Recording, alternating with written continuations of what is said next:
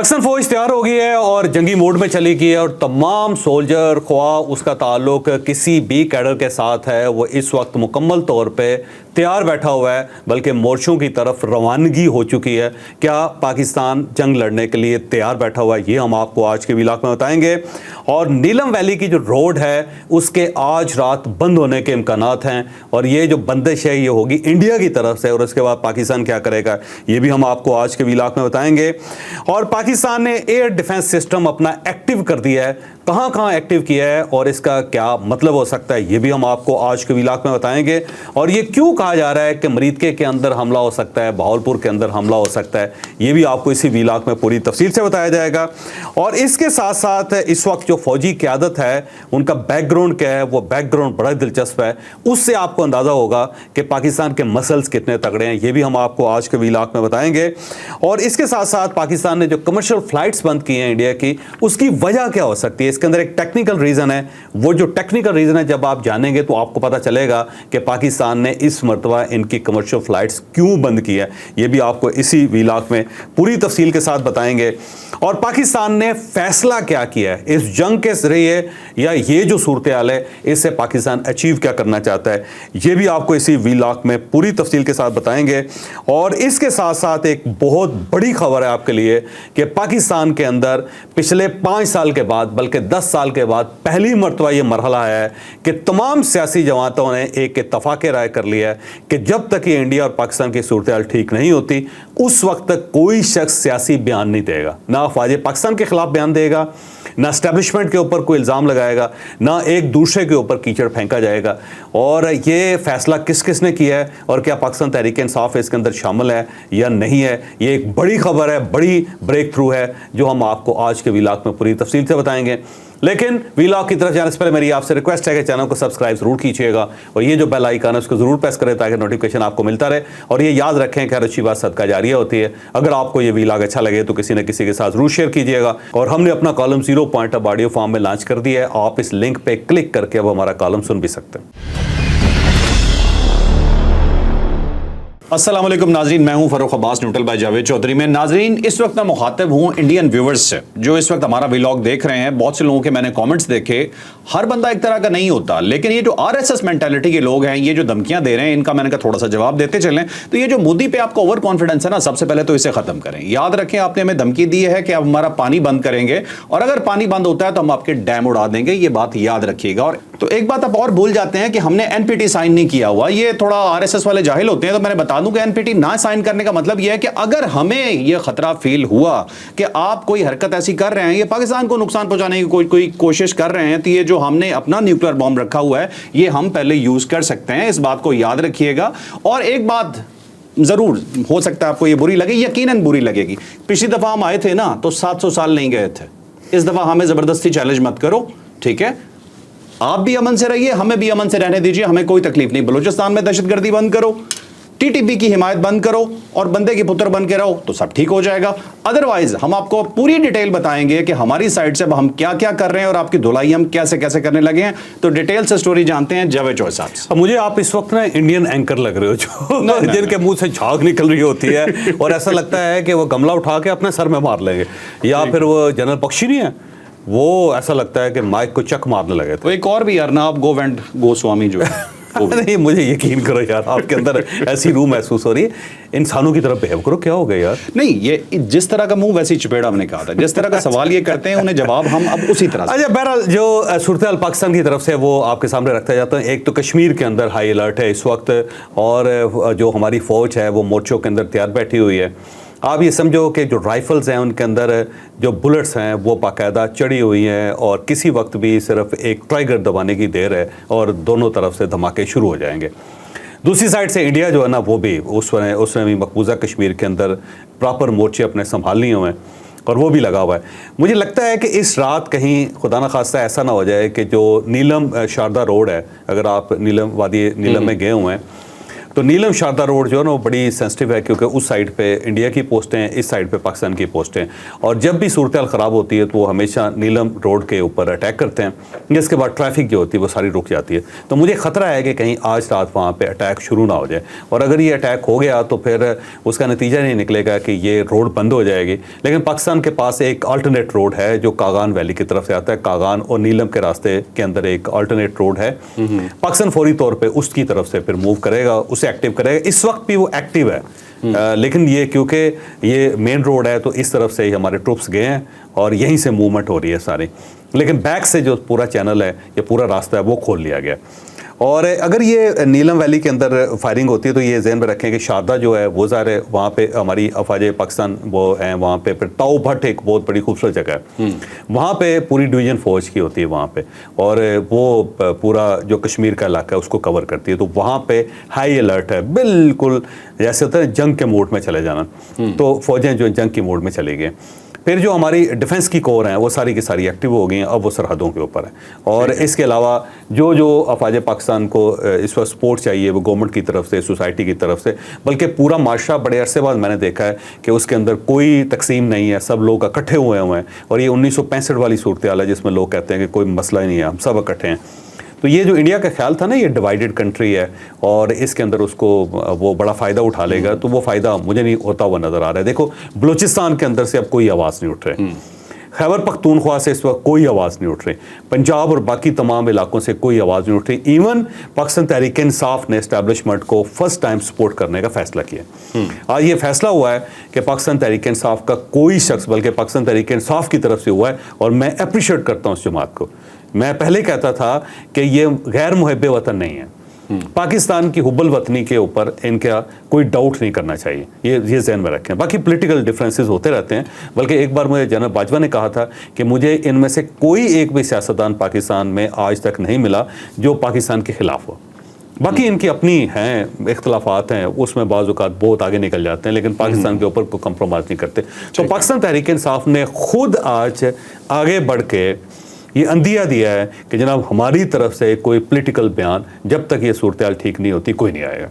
बल्कि गंडापुर साहब का थोड़ी देर बाद या सुबह तक एक बयान आ जाएगा जिसमें वो कहेंगे कि पाकिस्तान तहरीक इंसाफ का हर शख्स जो है फ़ौज के साथ लड़ेगा, वो कंधे से कंधा मिला के लड़ेगा, और हमें अगर खून देना पड़ा तो हम खून देंगे, बिल्कुल बिलावल भुट्टो की तरह। जैसे बिलावल भुट्टो ने कहा कि दरिया सिंध के अंदर पानी आएगा या फिर खून आएगा। और साथ जावेद लतीफ़ साहब जो अफवाज पाकिस्तान के ख़िलाफ़ बात करते रहते थे और उनके बड़े इख्तलाफात थे फ़ौज की तरफ से भी और फ़ौज के ख़िलाफ़ इनके दिल में भी था कोई, लेकिन उनका बड़ा ज़बरदस्त बयान है कि जनाब हम सब लोग जो लाखों की तादाद में हैं वो जनरल आसिम मनीर के साथ खड़े हैं और हम अपना खून देंगे, और करोड़ों लोग जो हैं वो मियां नवाज शरीफ के साथ खड़े हैं जो आम आदमी हैं। मियां नवाज शरीफ साहब भी उनको जान देनी पड़ी, वो भी पाकिस्तान के लिए देंगे। तो इसी टाइप के बयान जो पाकिस्तान तहरीक इंसाफ की तरफ से आएंगे, उमर अयूब साहब का एक बयान है, लेकिन उससे भी अच्छा बयान अभी आएगा।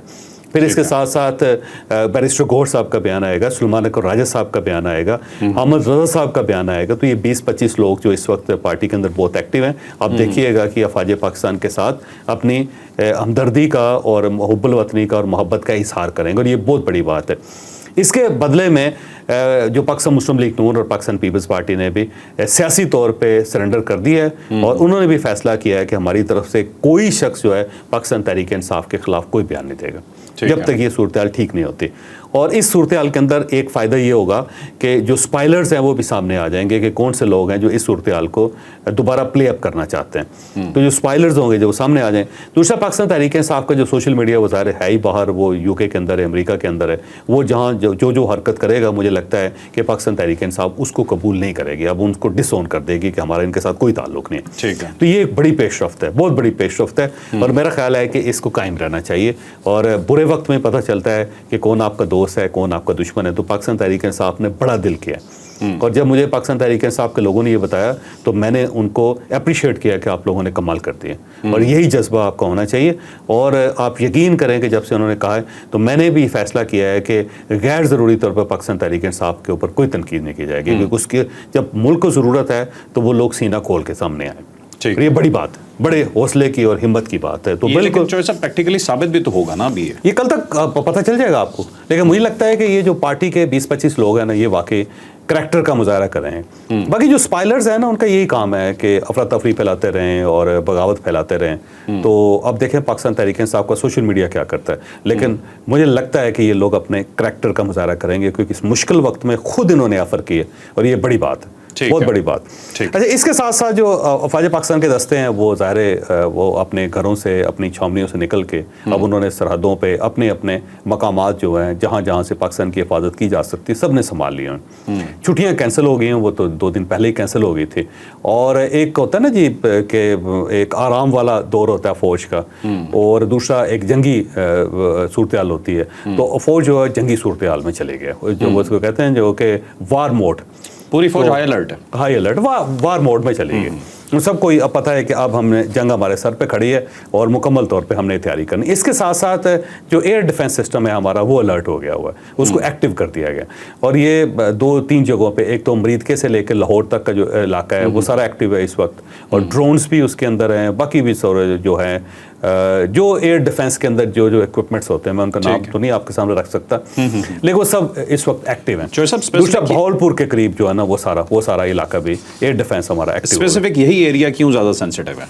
मेरा ख्याल है वो जो इंडिया की तरफ से आ रहा है ना कि मौलाना मसूद अजहर साहब की जो इंस्टॉलेशंस है, इंस्टॉलेशन से मतलब ये है कि उनके मदारस हैं, उनकी मसाजिद हैं, उनको अटैक किया जाए। और दूसरा ये था कि जो ये हाफिज सईद साहब हैं, हाफिज सईद साहब के बारे में कहते हैं मरीद के, जबकि मरीद के में उनका कोई कैंप नहीं है, ध्यान में रखें, उनकी एक मस्जिद है वहाँ पे, और कैंप्स जो ज़ाहिर उन्होंने डीएक्टिवेट कर दिया हुआ। इसमें कोई शक नहीं कि कश्मीर का जब जहाज़ चल रहा था उस वक्त हाफिज सईद साहब का उसके अंदर अमल दखल था।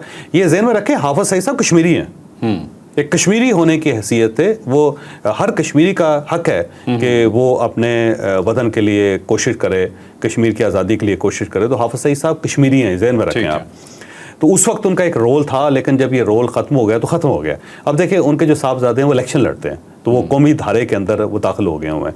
दूसरा ये है कि हाफिज साहब अलील हैं, बीमार हैं और बुज़ुर्ग आदमी हैं, कोई एक्टिविटी उनकी नहीं है किसी किस्म की। मौलाना मसूद अजहर साहब खुद बीमार हैं और कोई उनकी पॉलिटिकल एक्टिविटी नहीं है। अब वो अगर अपने आराम से अपने घरों में बैठे हुए हैं, तो अब अगर उन घरों पे ऊपर अटैक होता है तो पाकिस्तान के ऊपर अटैक है ना जी, पाकिस्तान की सरजमीन है, पाकिस्तान की सरजमीन है ना जी। बिल्कुल ऐसे है जैसे पाकिस्तानी कोई अगर इदारा हो वो आरएसएस के जाके उसके दफ्तर के ऊपर अटैक कर दे, तो जब वो हम ये तो नहीं कह सकते कि हमने आरएसएस के दफ्तर पे अटैक किया है या उस पर्सनालिटी को हिट किया है जो एंटी इंडिया है या एंटी पाकिस्तान है या एंटी अमन है। ऐसा ही इंडिया पे अटैक माना जाएगा, वो इंडिया के ऊपर अटैक माना जाएगा। तो अब अगर ये हाफिज सईद साहब के नाम पे उनकी किसी प्रॉपर्टी के ऊपर कोई हमला करते हैं या उनके घर के ऊपर हमला करते हैं या उनकी किसी मस्जिद को या उनके किसी मदरसे को नुकसान पहुंचाने की कोशिश करते हैं, तो डेफिनेटली ये पाकिस्तान के ऊपर जंग होगी और ये पाकिस्तान के ऊपर हमला होगा, तो उसका जवाब तो पाकिस्तान ने डेफिनेटली देना है। तो मेरा ख्याल ये है कि ये जो defence system, air defence system active किया गया, उसकी वजह ये है कि पाकिस्तानी इदारों का ख्याल है और इंडिया की तरफ से भी ये बार बार कहा जाए, बल्कि आप उनका मीडिया देखें ना, उसके अंदर कहा जाता है कि हाफिज सईद साहब जब तक हैं और जब तक ये मौलाना मसूद अजहर हैं, जब तक ये सोच है, बल्कि अब उन्होंने साथ साथ हाफिज आसम मुनीर को भी शामिल कर लिया, जना आसम मुनीर को भी, कि जब तक ये सोच है उस वक्त तक इंडिया के अंदर अमन नहीं आ सकता। भाई इंडिया के अंदर अमन आपने कायम करना है, ये इस अमन को ख़राब भी आप लोग ही कर रहे हैं। यही वजह है कि पाकिस्तान ने ये फैसला किया है कि, और ये बड़े अरसे बाद फैसला हुआ, बड़ा ज़बरदस्त फैसला हुआ है कि वंस फॉर ऑल इस मसले को निपटाएं, कि हर 2, 4, 5 साल के बाद वहाँ इंडिया के अंदर फॉल्स फ्लैग ऑपरेशन होता है और उसकी कास्ट पाकिस्तान को बर्दाश्त करना पड़ती है। पाकिस्तान की जो मिलिट्री एक्सपेंस है उसको बढ़ा दिया जाता है, पाकिस्तान की इकोनॉमिक एक्सपेंस को बढ़ा दिया जाता है, तो हमारी जो इकॉनमी है वो सफ़र करती है और इसके साथ साथ जो हमारी अफवाज है उसके खर्चे बढ़ जाते हैं और उसके ऊपर फिर पाकिस्तान को बदनाम किया जाता है। तो 2001 के अंदर हुआ, 2008 के अंदर हुआ। चौधरी साहब इसमें थोड़ा सा यहाँ से डिस्कस कर लेते हैं। अब देखिए ना, बड़ी लंबी चौड़ी तफसील है कि 2001 के अंदर एक उन्होंने फॉल्स फ्लैग ऑपरेशन किया और उसकी कास्ट पाकिस्तान को अदा करनी पड़ी। 2008 में एक किया, पाकिस्तान को कास्ट अदा करनी, 2019 में किया, अब 2025 में किया। तो पाकिस्तान कब तक इसकी फाइनेंशियल कास्ट, फाइनेंशियल बर्डन और मिलिट्री बर्डन बर्दाश्त करेगा? तो हमने ये फैसला किया पाकिस्तान ने कि अब बिल्कुल नहीं करेंगे, एक बार वंस फॉर ऑल इस मसले को हल करें, या इंडिया सबूत दे इसके कि पाकिस्तान जिम्मेदार है, ये हमारे पास सबूत है। ٹھیک ہے, اور اگر ثبوت نہیں ہے تو پھر اپنا الزام واپس لے, اور اگر الزام واپس نہیں لیتا تو پاکستان ایک بار اس کی کاسٹ برداشت کر کے اس مسئلے کو نپٹائے گا تاکہ آئندہ اس ٹائپ کی کوئی صورتحال دوبارہ پیدا نہ ہو سکے. تو یہ پاکستان نے فیصلہ کیا. ٹھیک ہے چوسا, جب بل کلنٹن آیا تھا اس ریجن میں اور اس نے دورہ کیا تھا پاکستان کا بھی, انڈیا کے بھی, تو انڈیا نے پوری کوشش کی تھی کہ وہ پاکستان نہ آئے, اور اس وقت ایک ٹیرر اٹیک کیا گیا تھا وہاں پہ سر, اور کنونس کیا گیا تھا کلنٹن کو کہ وہ پاکستان کا دورہ نہ کرے, اور تب بھی یہی موڈ آف اپرینڈی کہہ سکتے ہیں یا موڈس آف اپرینڈی تب یہی اپنایا گیا تھا. اور ابھی بھی سیم جب جے ڈی وینس وہاں پہ موجود ہے تو سیم انہوں نے وہی حرکت کی, صرف امریکہ کو اپنے قریب لانے کے لیے کہ یہ دیکھو جی کہ پاکستان کیا کرتا ہے. تب بھی فالس فلیگ تھا, اور تب کی ایک سیکرٹری آف اسٹیٹ نے اپنی بک میں یہ مینشن کیا تھا باقاعدہ کہ کلنٹن کو پتا تھا یہ فالس فلیگ آپریشن ہے, اسی لیے اس نے پاکستان کا دورہ کینسل نہیں کیا تھا اور وہ پاکستان آ گیا تھا. تو جے ڈی وینس کو بھی بہت حد تک معلوم ہوگا, لیکن انڈینز پوری کوشش کر رہے ہیں کہ کسی طرح سے یہ کنونس ہو جائے امریکہ کہ پاکستان اس طرح کی اسٹیٹ ہے وہ ہمارے ساتھ آگے کھڑا ہو جائے. تو آپ کو لگتا ہے کہ انٹرنیشنل پاورز اس سائڈ پہ جائیں گی؟ اب دیکھیں 2-4 سال بعد دوبارہ یہ کھیل دہرا دیا جاتا ہے. اس وقت صورتحال مختلف ہوگی ہے, کیونکہ آپ دیکھیں نا کہ امریکنز جو ہیں وہ بھی, ان کی ہمدردی بھی پاکستان کے ساتھ ہے, اور سمجھ رہے ہیں کہ یاری زیادتی ہے, ہر بار آپ اس قسم کا پنگا کر کے تو پاکستان کے اوپر چڑھ دوڑتے ہیں, اور پاکستان کے پاس پھر کیا آپشن ہے جب آپ ان کے اوپر سینکشنز لگا رہے ہیں اور آپ سیدھا الزام لگا رہے ہیں, تو پاکستان نے بھی ظاہر ہے پھر اس کو فیس کرنا ہے. مجھے لگتا ہے دنیا اب اس کو تھوڑا سا تسلیم کر رہی ہے اور درمیان میں آ بھی رہی ہے, معاملات کو سلجھانے کی کوشش بھی کر رہی ہے. لیکن پاکستان کا پلڑا اس بار زبردست قسم کا بھاری ہے, یہ میں ذہن میں رکھیں. دیکھو اس وقت جو 4 سینئر ترین جنرلز ہیں نا جن کے پاس پوری اسٹیبلشمنٹ ہے اس وقت, اور ان میں سے 3 جنرلز ایسے ہیں کہ جنہوں نے ملٹری آپریشنز میں کام کیا ہوا ہے. کوئی میجر کی حیثیت سے, کرنل کی حیثیت سے, بریگیڈیئر کی حیثیت سے, اور میجر جنرل کی حیثیت سے, پھر وہ ڈی جی ایم او رہے ہیں, ملٹری آپریشنز رہے ہیں, اور اس کے ساتھ ساتھ ایک جو جنرل سینئر جنرل ہے وہ ڈی جی ایس آئی رہے ہیں, ڈی جی ایم آئی رہے ہیں, جو میں جنرل عاصم منیر کی بات کر رہا ہوں. تو 4 لوگ جن کے پاس اس وقت فوج کی قیادت ہے تو وہ ملٹری آپریشنز کے اندر انوالو رہے ہیں, تو ان کو پتہ ہے کہ فوج کی ڈائنامکس کیا ہیں اور کہاں کہاں انڈیا کی کمزوریاں ہیں, کہاں پہ ہماری اسٹرینتھ ہے. تو اسی لیے وہ مکمل طور پہ کانفیڈنس کے ساتھ یہ اس ساری صورتحال کو ہینڈل کر رہے ہیں. اس سے پہلے ماہر ہیں پلاننگ میں, اس سے پہلے بہت کم موقع ایسے پاکستان کی فوج میں, پاکستان کی تاریخ میں آئے ہیں کہ اتنے بڑے لیول پہ جو سینئر موسٹ لوگ ہوں وہ ملٹری آپریشن سے آئے ہوں. تو یہ لوگ جو نا اسی لیے دیکھیں ان کے نروز بڑے اسٹرانگ ہیں اور بڑے زبردست طریقے سے ہینڈل کر رہے ہیں. کوئی انہوں نے ابھی تک گڑبڑ نہیں کی, کوئی اس قسم کا بیان نہیں دیا جس کو ہم غیر ذمہ دار بیان کر سکتے ہیں, صرف ڈیفنس کے اوپر ہے. اور ساتھ ساتھ انہوں نے کہا جی کہ جو جتنا ایک ہمارے اوپر امپوز کیا جائے گا اتنا ہی ہم ریئیکشن دیں گے, لیکن اگر فل اسپیکٹرم کے ساتھ بھی جنگ لڑنی پڑی تو لڑیں گے ہم.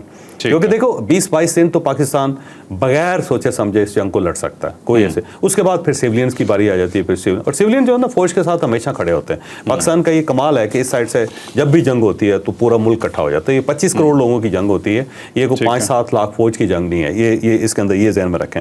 اس کے اندر ایک اور بڑی زبردست چیز ہے کہ یہ جو اڑی سیکٹر ہے نا, جب ہم نے دن کے وقت یہ کیا تھا وی لاک تو اس کے اوپر لوگوں نے اڑی سیکٹر کے اوپر بہت سارا سوال کیے. تو اڑی سیکٹر جو ہے بڑا دلچسپ ہے. وہ اس طرح ہے کہ جب آپ کشمیر میں جائیں تو ایل او سی کے ساتھ اگر آپ جا کے اس کو واچ کرنا شروع کریں تو اڑی ایک شہر ہے جو انڈیا کے اندر ہے, یعنی مقبوضہ کشمیر کے اندر ہے. انڈیا تو نہیں, مقبوضہ کشمیر کا حصہ ہے.